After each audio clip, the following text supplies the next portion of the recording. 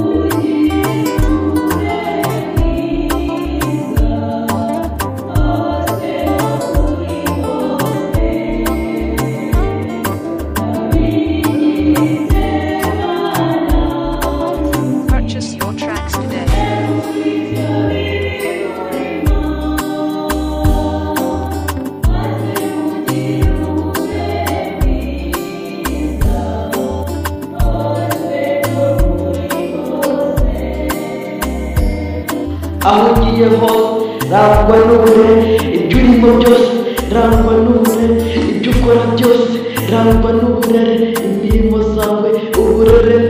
igihugu cyacu cyaduhaye uburere abaturarwanda baduhaye uburere abarimo bose barangwa n'uburere tuza nawe urangwa n'uburere jadurame n'urare